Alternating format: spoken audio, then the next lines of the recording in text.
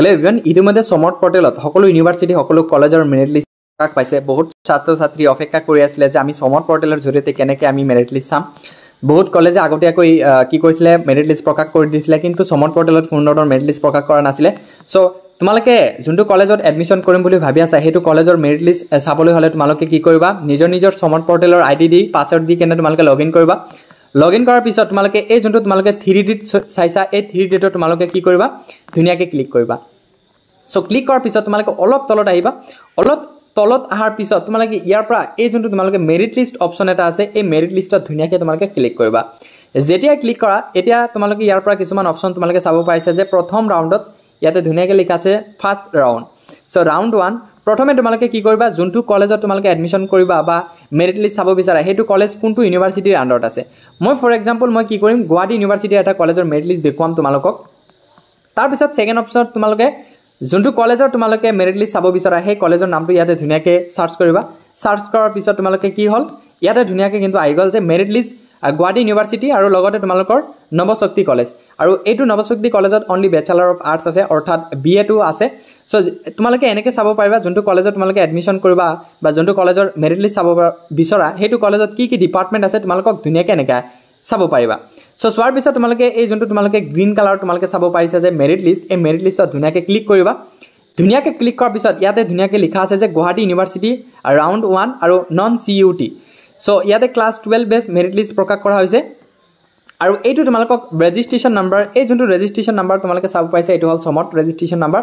তাৰপিছত form number আছে, তাৰপিছত ষ্টুডেণ্টজনৰ নাম আছে, তাৰপিছত এডমিশ্যন স্কিম আছে, 1 মেজৰ 1 মাইনৰ এনেকৈ আছে, তাৰপিছত প্ৰাইমাৰী ডিচিপ্লিন, তাৰপিছত ফাৰ্ষ্ট মেজৰ ফাৰ্ষ্ট মাইনৰ এনেকৈ সকলো আছে তোমালোকে যোনটো আছে। তাৰপিছত তোমালোকৰ কি হৈছে, মেৰিট লিষ্টৰ যোনটো তোমালোকৰ হাই ছেকেণ্ডেৰীৰ যোনটো মাৰ্ক আছিলে সেই মাৰ্কটো তোমালোকে ইয়াতে শ্ব' কৰিব। তাৰপিছত এডমিশ্যন কেটেগৰী কি হয়, জেনেৰেল হয়নে SC হয়নে, এই সকলোবোৰ তোমালোকে ইয়াৰ পৰা চাব পাৰিবা। মই বাৰু ইমান কথা নকওঁ, এনেকৈ তোমালোকে ধুনীয়াকৈ মেৰিট লিষ্টখন নিজৰ কলেজ আৰু ইউনিভাৰ্চিটিৰ মেৰিট লিষ্টখন তোমালোকে চাব পাৰিবা।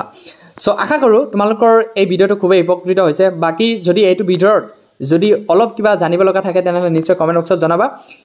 এতিয়া তোমালোকক কিছুমান কথা ইম্পৰ্টেণ্ট কথা জনাম যে বহুতে কৈ আছে সমৰ্থ পৰ্টেলে যেতিয়া লগ ইন কৰিছে, লগ ইন কৰি কিনে তেওঁলোকে জাষ্ট চাই আছে যে আমাৰ এডমিশ্যনৰ কাৰণে অফাৰ আহিছে নে নাই। এই মাই এডমিশ্যন অফাৰত গৈ কিনে তেওঁলোকে চাই আছে যে কোনো ধৰণৰ এডমিশ্যন অফাৰ নাই, ন' অফাৰ বুলি আছে, আৰু ভাবি আছে যে আমাৰ এডমিশ্যনটো নহ'ব বা আমি চিলেকশ্যন নহ'লোঁ। তেনেকৈ কথা নহয়। এইটো লিষ্টত মই যোনটো লিষ্ট তোমালোকক কলেজৰ লিষ্টত দেখুৱালোঁ সেইটো লিষ্টত কিন্তু ছাত্ৰ এজন বা ছাত্ৰী এজনৰ নাম আছে। নাম থকা স্বত্তেও কিন্তু তোমালোকৰ এইটোত ফাৰ্ষ্ট ৰাউণ্ডত ন' অফাৰ বুলি দেখুৱাইছে। চ' এটা কথা তোমালোকক কৈছোঁ, জাষ্ট তোমালোকক মেৰিট লিষ্ট প্ৰকাশ পাইছে। চ' অহাকালিৰ পৰা তোমালোকক কি হ'ব, তোমালোকক কলেজৰ ফালৰ পৰা বা ইউনিভাৰ্চিটিৰ ফালৰ পৰা তোমালোকক কি কৰিব, এডমিশ্যনৰ কাৰণে অফাৰ কৰিব। আৰু এডমিশ্যনৰ কাৰণে অফাৰ কৰিলে তোমালোকক কিছুমান নতুন অপশ্যন থাকিব। নতুন অপশ্যন যেতিয়াই তোমালোকক জনাম ভিডিঅ'ৰ জৰিয়তে, সেই অপশ্যনটো থকাৰ পিছত তোমালোকে একচেপ্ট কৰিব লাগিব। একচেপ্ট কৰাৰ পিছত তোমালোকে কলেজত যাব লাগিব। কলেজত যোৱাৰ পিছত তোমালোকক অফলাইন ভেৰিফিকেশ্যন হ'ব, ডকুমেণ্টছ খুজিব। তাৰপিছত তোমালোকক এডমিশ্যনৰ কাৰণে তোমালোকক এতিয়া ফি ৱেইভাৰৰ কাৰণে এডমিশ্যন কৰিব পাৰিবানে নাই। কাৰণ যিহেতু অসমৰ মুখ্যমন্ত্ৰী ডক্টৰ হিমন্ত বিশ্ব শৰ্মা ডাঙৰীয়াই কৈছিলে যে BA BSc BCom অৰ্থাৎ UGৰ কাৰণে এডমিশ্যন কৰিব গ'লে তোমালোকৰ এডমিশ্যন ফিজ নালাগে। আৰু সেইসকল ছাত্ৰ ছাত্ৰীৰ কাৰণে এডমিশ্যন ফিজ নালাগে যোনসকল ছাত্ৰ ছাত্ৰীৰ হাতত ৰেচন কাৰ্ড আছে। ৰেচন কাৰ্ড নাথাকিলে কিন্তু তোমালোকৰ ফ্ৰী এডমিশ্যন দিয়া নহয়। যোনসকলে ভাবি আছে যে আমি ৰেচন কাৰ্ডৰ পৰিৱৰ্তে আমি ইনকাম চাৰ্টিফিকেট দিম, নহ'ব।